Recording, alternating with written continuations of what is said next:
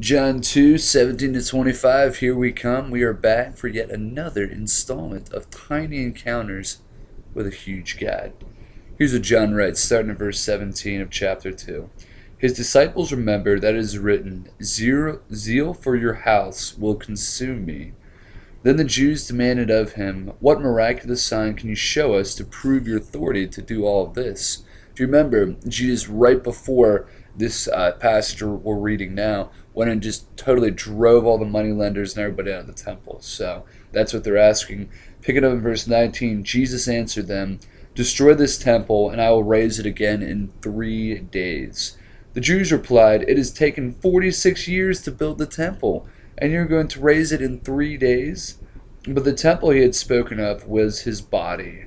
After he was raised from the dead, his disciples recalled what he had said. Then they believed the scripture and the words that Jesus had spoken. Now while he was in Jerusalem at the Passover feast, many people saw the miraculous signs he was doing and believed in his name. But Jesus would not entrust himself to them, for he knew all about men.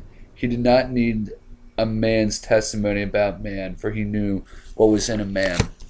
Just two things I want to point out. First and foremost is that the Jews were so concerned with this earthly structure known as the temple. It was a very important place to them, but that was where they had placed all their heart, all their hope was in this building. And Jesus' main point is that you should never place all your hope, all your trust, all that in a building or an organization or a book, but you should place that in the living God. And how many of us have said, well, this is the way our church has always done it. Well, this is the way that Christians should do it. I'm not going to go and worship in this church, and it's going to be a huge deal. They changed the carpet. We focus on so many small things instead of the one thing that's most important, which is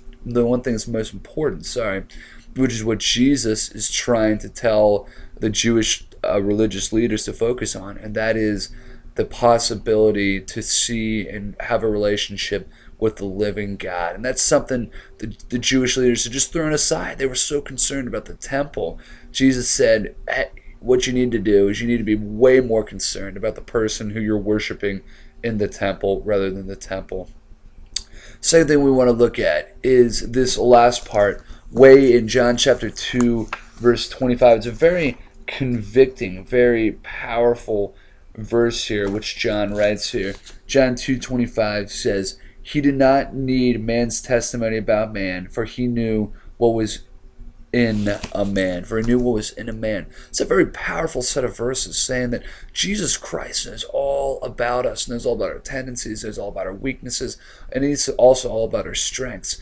And that's something that has its good and bad side. The good side is that Jesus Christ knows what we're going through. So when things are tough, when we're hurting, when our lives are spinning out of control, we don't get that new promotion at our work, or we don't get on the cool club or team at our school, Jesus Christ knows exactly what that feeling's all about, because he knows all about us.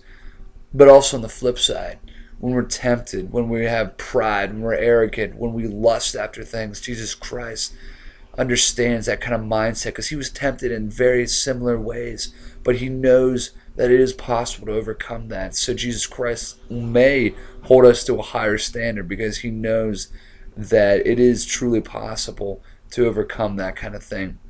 Very interesting set of verses. We're going to move on here in our little journey together to John chapter 3, which talks about Jesus and Nicodemus. Fantastic. You'll probably hear a couple verses you know very, very well. But the two things we want to point out is that it's so much more important for our lives and our hearts to be focused on the living God, not the things that go with them are bad, but when we focus so much on the temporal, such as the building of the church or the organization that we belong to, then that's the problem. That's the problem. We lose sight of the living God. And secondly, that Jesus Christ knows a lot about man. He doesn't need the testimony of a man, like he said here. He knows all that's inside us. It's a very profound thought. So when you think you might be hiding something from someone, or you think that nobody really truly knows you, it's not 100% true, because John chapter 2 says that Jesus Christ truly knows you. Until next time, this is Tiny Encounters with a Big God.